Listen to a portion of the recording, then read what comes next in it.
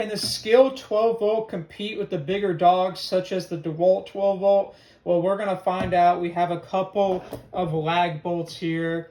We're going to have the Skil in its high-speed mode, 2-amp battery, Dewalt in its high-speed mode with a 2-amp battery as well. And we're going to see if the Skil can compete with the bigger brands. Here we go. 3, 2, 1, go.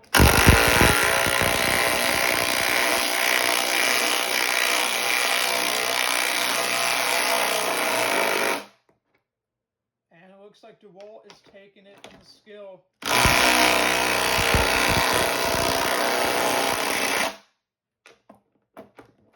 There you have it. Dewalt's taking that.